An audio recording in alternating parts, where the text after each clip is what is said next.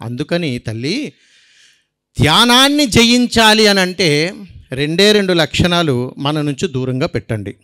ఈ 2 లక్షణాలు మీరు దూరంగా పెట్టగలిగి ధ్యానం మీద నాకు పటుత్వం కావాలండి అని మీ మనసుకు అనిపిస్తే నా దగ్గర ఉన్నటువంటి 7 రకాల డైమండ్స్ మీకు ఇస్తాను. 7 రకాల డైమండ్స్ నేను ఇక్కడికి వచ్చేటప్పుడు దొరికాయి. ఇవన్నీ మీకు ఇస్తాను.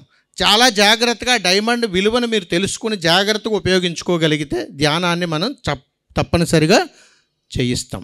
ఏమండి, ధ్యానం మీద శ్వాస పటుత్వం కావాలి. ఎంతమందికి ఉండట్లేదు ఇక్కడ?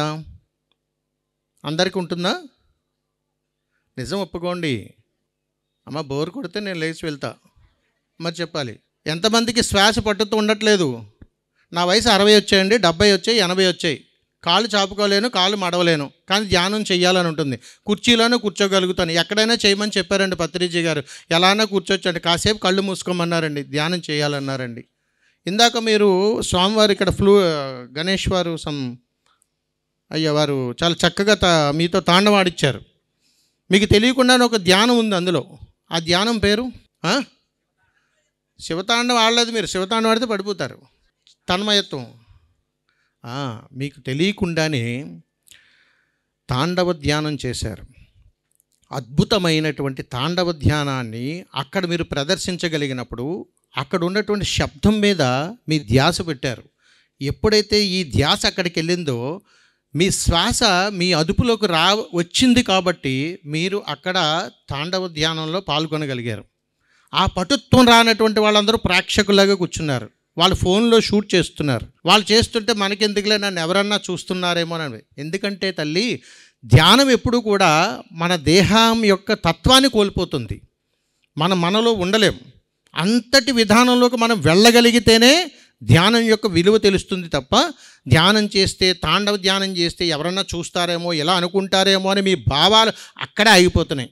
ఇలాంటి వాటిని జయించడం కోసమే పిరమిడ్స్ వచ్చాయి. నీ ఇంట్లో నువ్వు ఉన్నావా? నీ ఇంటి పైన చిన్న పిరమిడ్ పెట్టుకోరాదు? నీ ఇంట్లో నువ్వు ఉన్నావు కదా, మరి అఖండమైనటువంటి పిరమిడ్ ఏర్పాటు చేసుకోవచ్చు కదా. కానీ చేసుకోలేనండి. నా మనసులో స్థానం లేనప్పుడు నేను పిరమిడ్కి ఎలా అవకాశం ఇస్తానండి? అందుకని నిన్ను నువ్వు జయించగలిగేటువంటి ప్రయత్నం నువ్వు చెయ్యాలి. ఎలా చెయ్యాలండి? నన్ను నేను ఎలా జయించాలి? ఒక అద్భుతంగా జయించాలని అంటే గుర్తుపెట్టుకోండి, ఎప్పుడైనా ఎక్కడైనా ధ్యానం చెయ్యాలి అని అంటే ప్రాథమిక సూత్రాలు 3 ఉంటాయి. మొట్టమొదటిది నిశ్శబ్దం. ఉండాలా లేదా? ఎందుకు నిశ్శబ్దం పాటించాలి ధ్యానం చేసేటప్పుడు? చాలామంది మా అనుభవంలో మీకు చెప్తున్నాం, చాలామంది ఋషీశ్వరులు, యజ్ఞులు, యతీశ్వరులు వీళ్ళందరూ కూడా ఎంతో అఖండమైనటువంటి జ్ఞాన సంపద నిశ్శబ్దంగా ఉన్నప్పుడే వస్తుంది. ఎందుకని? శూన్యశక్తి నీ ఆధీనంలోకి రాగానే అఖండ జ్ఞానం నీకు ప్రసరణ జరుగుతుంది. నిన్ను చూడగానే 2 చేతులు ఎత్తి జోడిస్తారు. అంతటి అతీతమైనటువంటి శక్తి నిశ్శబ్దానికి ఉంటుంది. ఆ నిశ్శబ్దం మనం పాటించలేం. అందుకని ఇప్పటికీ కూడా మన చరిత్రలో చెప్పినట్టుగా గొప్ప గొప్ప ఋషీశ్వరులు వీళ్ళందరూ కూడా ఎక్కడెక్కడో అటవీ ప్రాంతాల్లో, ఎత్తైన కొండాల్లో, శిఖరాల్లో, ఎక్కడెక్కడో మనకు అంతు చిక్కనటువంటి ప్రదేశాల్లో కొన్ని వేల సంవత్సరాలు తపశ్శక్తి చేసినటువంటి విధానాలు మనం చూసాం. మనమెంతండి, లేచిన దగ్గర నుంచి ఏదో ఒక సమస్యల్లోనే మనం కొట్టుమిట్టాడిపోతూ, భర్తతో సమస్య, పిల్లలతో సమస్య, అప్పులతో సమస్య, కోర్టు కేసుల సమస్య, వైరాగ్యాలు, గుడులు, గోపురాలు, ఇతరితరాలు, అవి ఇవి దేనికి న్యాయం చేయలేం మాస్టారు, నన్ను వదిలేసేయండి, ఏదో కుదిరినప్పుడు కాసేపు కళ్ళు మూసుకుంటున్నాను అనేవాళ్ళు ఎక్కువైపోతున్నారు. ఆయనకేం అవసరం అండి? సమస్త ప్రపంచమంతా కూడా విశ్వశాంతి కోసం, విశ్వశక్తిని ప్రసరణ చేసి ప్రతి ఒక్కరి ఆరోగ్యం కోసం ఆయన మనకు ఏమిచ్చి వెళ్ళిపోయారు? అఖండ పిరమిడ్ జ్ఞానాన్ని మనకి ఇచ్చెళ్ళారు. దాన్ని నిలబెట్టాల్సినటువంటి బాధ్యత మన మీద ఉన్నది. ఎలా నిలబెట్టాలండి? అఖండ జ్ఞానాన్ని నేను ఎలా పొందాలండి?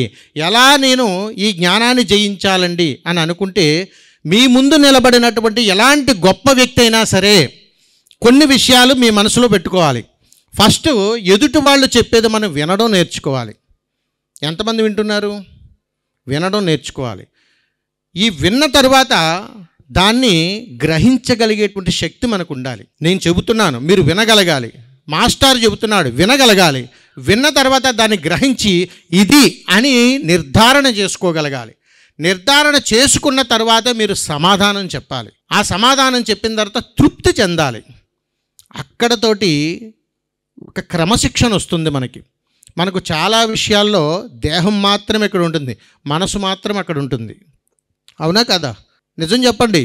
ఆ మనసును ఎలా జయించాలి, మనసును మనసుతోటే ఎలా పట్టుకోవాలి, మనసు మీద ధ్యాస పెట్టినప్పుడు ధ్యాస మీద శ్వాస ఎలా దిగ్బంధం అవుతుంది అనేటువంటి విషయాల మీద నాకున్నటువంటి సమయంలో నేను సబ్జెక్ట్లోకి వస్తాను. ఎందుకనంటే ఇప్పటివరకు నేను చేస్తున్నటువంటి చిన్నపాటి ప్రక్రియ మీ మనసుతో నేను అనుసంధానం అవుతున్నాను. ఈ అనుసంధానం అవడానికి 20 నిమిషాలు పడుతుంది. రాగానే నేను ఏదో చెబితే ఇలా వింటాం, అలా వెళ్ళిపోతుంటాం. అవునా కదా? అందుకని మనసు విలువ మనకు చాలా సందర్భాల్లో తెలియాలి. ఇది అందరికీ తెలియదు, కానీ మనం అనుకుంటూ ఉంటాం, నాకు తెలుసండి, నాకు చాలా మంచి మనసు ఉందని.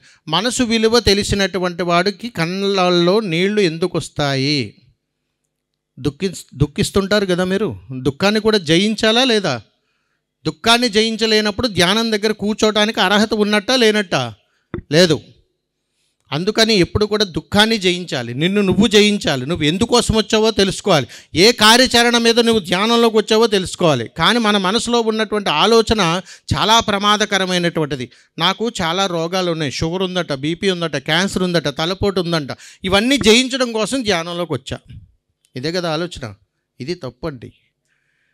ధ్యానాన్ని జయించడం నువ్వు ప్రాథమికంగా ప్రారంభం నుంచి నువ్వు అలవాటు చేసుకుంటే ఇప్పుడు నేను చెప్పినటువంటి రోగాలు ఏవి మనకి తెలియదు, ఆ పేర్లు కూడా తెలియదు, అంత గొప్పది ధ్యానం. అలాంటి ధ్యానాన్ని జయించడం కోసం దానికి వయసుతో సంబంధం లేదు, కులంతో సంబంధం లేదు, మతంతో సంబంధం లేదు. ఎవరైనా కానీ చేయగలిగేటువంటి అతీతమైనటువంటి శక్తి ధ్యానానికి ఉంది. అలాంటి ధ్యానం మనసుతోటి ఎలా జయించాలి అని అంటే, మనసును నా ఆధీనంలో పెట్టుకోవాలంటే ప్రతి వ్యక్తికి 2 దురలవాట్లు ఉంటాయి. మొట్టమొదటిది అనుమానం, రెండవది అవమానం. నీ జీవితంలో నువ్వెప్పుడు అవమానం పాలయ్యేలాగా నువ్వెప్పుడు ప్రవర్తించకూడదు. బుద్ధి కలిగినటువంటి వాడు, జ్ఞానం కలిగినటువంటి వాడు ఎప్పుడు చేయడు. ఎదుటి వాళ్ళని ఎప్పుడు కూడా అనుమానించకూడదు. ఈ రెండుటిని కూడా ఎవరైతే చాలా జాగ్రత్తగా బేరీజు వేసుకుని వారి జీవితంలో వాటికి ఒక ప్రత్యేకమైనటువంటి ఆలోచనలు పెట్టి జీవితాన్ని ముందుకు తీసుకుని వెళ్తారో వారు చాలా అద్భుతమైనటువంటి జ్ఞానవంతులు అవుతారు. అలాంటి జ్ఞానం మనం సంపాదించాలంటే మాకు ఎక్కడ కుదురుతుంది గురువుగారు? అవ్వట్లేదు. ఎందుకనంటే కుటుంబ భారంలో, కుటుంబంలో మనం ఉంటూ మన రకరకాల వైరాగ్యాల్లో మన జీవితం వెళ్ళిపోతూ దేని మీద కూడా ధ్యాస సారించడం లేదు. అవునా కాదా? మరి ఆ ధ్యాస ఎలా ఉంటుంది? మీ ధ్యాస చాలా గొప్పది కాబట్టి మీ ఊర్లో ఎక్కడెక్కడున్నా, ఏ మూలనున్నా, ఎక్కడెక్కడున్నా మీ ధ్యాస అంత గొప్పది కాబట్టి ఇక్కడ దాకా రాగలిగారు. ఆ ధ్యాసను జయించడం కోసం, ధ్యానం యొక్క జ్ఞానాన్ని పొందడం కోసం ఎంతసేపు కూర్చుంటున్నారు. ఎంతసేపు కూర్చుంటూ ఉంటూనే శ్వాస మీద ధ్యాస పెట్టేస్తున్నారు. చూసారా మనకు తెలియకుండానే ఎన్ని జరిగిపోతున్నాయో. మరి వీటన్నింటినీ జయించాలి, ఇంకా ఏదో ఉంది అని అనటానికి సమయం కావాలి. ఏం కావాలి? సమయం కావాలి. ధ్యానం చేయటానికి సమయం మనం కేటాయించుకోవటాన్ని త్యాగము అని అంటారు. అలాంటి త్యాగం మన జీవితంలో లేకపోతే, నిశ్శబ్దం మన జీవితంలో లేకపోతే ధ్యానం చేయటానికి కనీసపు అర్హత కూడా మనం సంపాదించుకోలేం. మీరు గమనించండి, చాలా సందర్భాలు అక్క ధ్యానం చేద్దాం, కాసేపు కూర్చుందాం అని అంటే నాకు కుదరదు, మీ బావగారు తిడతారు అని చెప్తుంటాం. వాడుక భాషలో చెబుతున్నాను, మీకు అర్థమవుతుంది అని. కొన్ని విధానాల్లో బ్రతిమలాడుకోవాలి. ధ్యానం చేద్దాం, రాకే కాసేపు కూర్చుందాం, మన నలుగురు కూర్చుందాం, పిరమిడ్ మాస్టర్ చెప్పారు, మన సార్ వస్తా అన్నారు, అబ్బా నువ్వు చెయ్యబ్బా, నాకు ఇంకా షుగరే తగ్గలేదు, నువ్వేం చేస్తావు ధ్యానం అంటాం. అంటే ధ్యానాన్ని ఎప్పుడు కూడా అవహేళనగా మాట్లాడకూడదండి. బ్రతికుండగా, తెలుసుండగా ధ్యానం అనేటువంటిది ప్రాణశక్తి.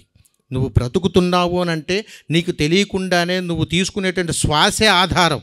అంత గొప్ప ధ్యాన శక్తిని మనము అవమానం పరుస్తున్నాం.